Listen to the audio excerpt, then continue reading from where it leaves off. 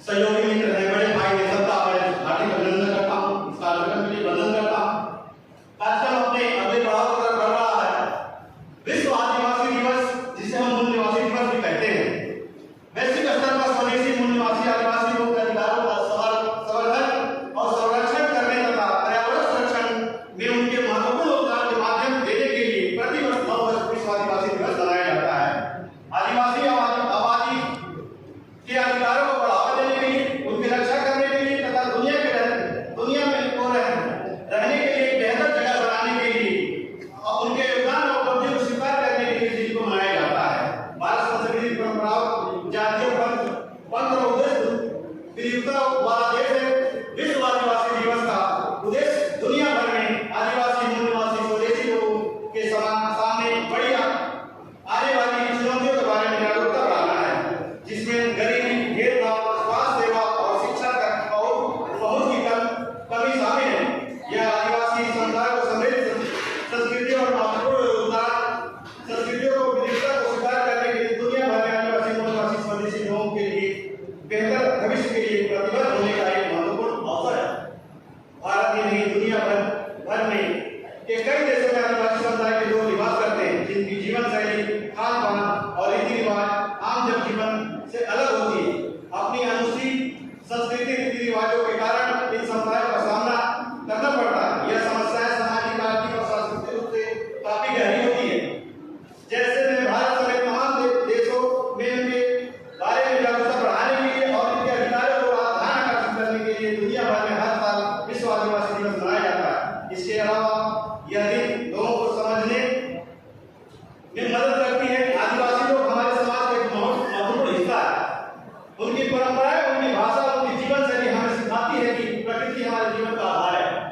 तो हमें प्रकृति के नियमों को हमेशा पालन करना है। नहीं भूपेंद्र भी बना दो मेरा वीडियो। 9 अगस्त को विश्व आदिवासी दिवस के रूप में पहचाना जाता है। इस दिन संयुक्त राष्ट्र संघ ने आदिवासियों को भले के लिए कार्य गठित किया गया था, जिसकी बैठक 9 अगस्त 1982 को जिनेवा शहर में हुई थी। उसकी संयुक्त राष्ट्र संघ यूनियन ने 1994 में भारत किया। उसी के वर्ष के बाद संयुक्त राष्ट्र संघ ने अपने सदस्य देशों को प्रतिवर्ष 9 अगस्त विश्व आदिवासी दिवस मनाने की घोषणा की।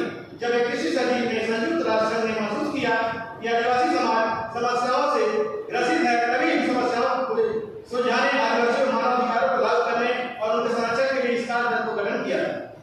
भारत की जनसंख्या का 8.6 जितना बड़ा हिस्सा आदिवासियों का है। भारतीय संविधान में आदिवासियों के लिए अनुसूचित जनजाति का पद दिया गया, पद का इस्तेमाल किया गया। आदिवासी प्रकृति पूजक होते हैं। वे प्रकृति में पाए जाने वाले सभी जीव जंतु, पर्वत, नदियां, नाले, खेत खलिहान की पूजा करते हैं और उनका मानना है कि प्रकृति के हर एक वस्तु में जीवन होता है। आदिवासियों के पास डिजास्टर डिफेंस डेवलपमेंट का बहुत अच्छा अनुभव है। डिजास्टर कठिन परिस्थितियों में भी अपने आप को भागना जानते हैं।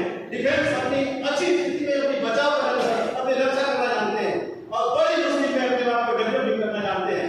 ये डिफेंस, डिजास्टर और डेवलपमेंट आदिवासियों को परिपूर्ण भरपूर मात्रा में उनको अनुभव है, उनको ज्ञान है।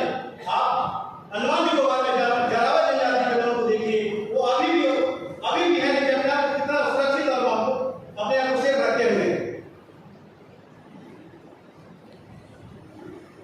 आदिवासी प्रकृति पूजक है, लेकिन धर्मांतर के चलते भाषा ईसाई, मुस्लिम और बौद्ध भी हैं। भारत के आदिवासी का धर्म क्या है, इस संबंध में कई तरह के भ्रम पैदा किए जाते हैं। यह भ्रम 300 वर्षों से आदिम राजनीति चलते, लेकिन सच्चाई यह है कि भारत के आदिवासी को मूल धर्म शिव है। भगवान शिव की मूर्ति नहीं, शिवलिंग की पूजा करते हैं।